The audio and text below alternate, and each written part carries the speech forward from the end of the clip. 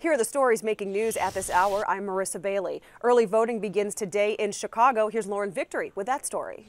This is called the new Super Loop location because it's close to a lot of CTA stops and a lot of downtown bus stops. Now, nobody's here now voting, but we did see at least 50 people show up this morning. It opened up at 9 o'clock.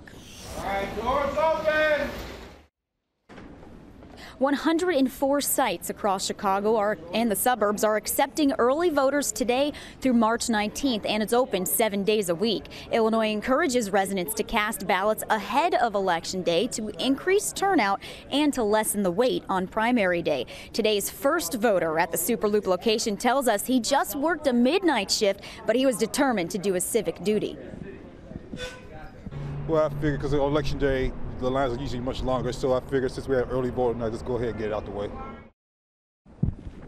Now, some reminders: our state doesn't require a reason to early vote, allows voting for either party's primary, though you'll have to declare an affiliation at a polling place, and offers voter registration at all early voting sites.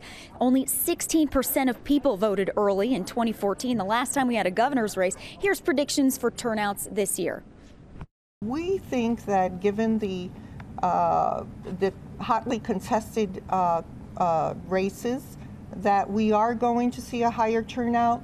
We don't know yet. Here's a live look at a voter doing his civic duty right now. No, those hotly contested races, of course, include the Democratic and Republican gubernatorial primaries, the battle for Attorney General, and the fight for the 3rd District congressional seat. That's over in the southwest suburbs and the southwest side of Chicago. This polling place closes at 5 p.m. A triple shooting in the South Austin neighborhood injures 3 teens. 2 13-year-olds and a 14-year-old are now recovering at Stroger Hospital. The 3 were standing on the 4900 block of West Rice when they heard gunshots and suddenly felt pain.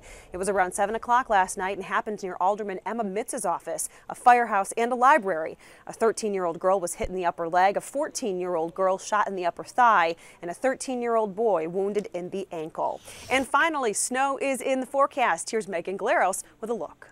Hi everyone, I'm meteorologist Megan Glaros. Hope you're having a great Monday. It's been a pretty easy start on the day, but as you can see here, purple shaded counties, winter weather advisory. That stuff goes into effect a little bit later on today. Reason for it, we've got rain and snow headed in our direction. It's much more potent out to the west across the plain states, where the northern and southern, even central plains, they're dealing with a lot of wind. But you get up to the northern plains, we're looking at blizzard warnings, winter storm warnings, winter weather advisories. It's going to be a real beast up there. But around here, it's really coming in as rain first, then very quickly changing over to some snow in that winter weather advisory area, maybe 1 to 2 inches. This all wraps up by about midnight. We're looking at a high today of around 44 degrees, 41 for your Tuesday. So if you're looking at commuting home a little bit later on today and you're going to go a little later, could be a little dicey because of the rain-snow mix. A little bit of a mixed bag, light stuff tomorrow, and then we're looking at cooler conditions, but in the 30s for Wednesday through Friday.